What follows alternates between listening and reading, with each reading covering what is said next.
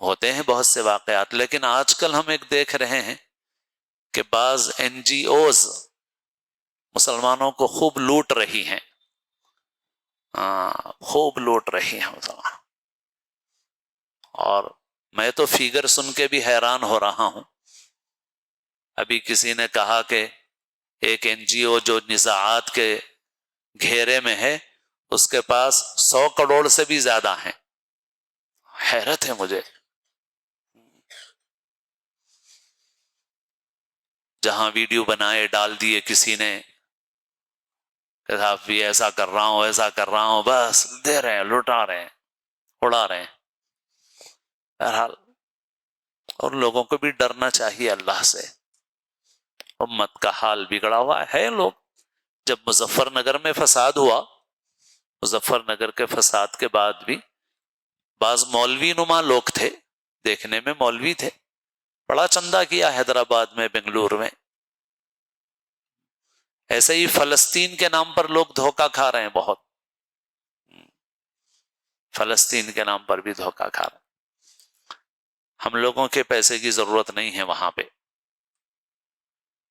وہاں پہ ہم لوگوں کے پیسے کی ضرورت نہیں ہے. وہاں پہنچ سکتی ہے یا نہیں مدد، یہ بھی بڑا اہم مرحلہ ہے، پہنچنا بھی مشکل. اور جو لوگ پہنچا سکتے ہیں ان کے پاس ماشاءاللہ اتنا ہے عرب ملکوں کے پاس اور اطراف کی حکومتوں کے پاس کہ خوب ہے ان کے پاس. پہنچ نہیں رہا ہے، پہنچنے میں رکاوٹیں ہیں، بہت سارے مسائل ہیں. لیکن اس صورتحال کا کچھ دھوکے باز فائدہ اٹھاتے ہیں. کبھی فلسطین کے نام پہ لوٹ لیتے ہیں، کبھی کہیں فساد ہوا وہاں جا کے کچھ خدمت کر کے ویڈیو بنا لیے اور آپ کو لوٹنا شروع کر دیا.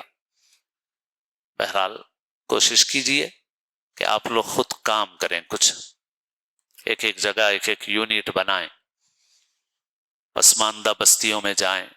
خود ہمارے شہر کے اطراف بہت بستیاں ہیں، وہاں پر اسکول قائم کرو، مدرسے قائم کرو، جو بھی کرو، اسکول بھی بناؤ، مدرسے بھی بناؤ.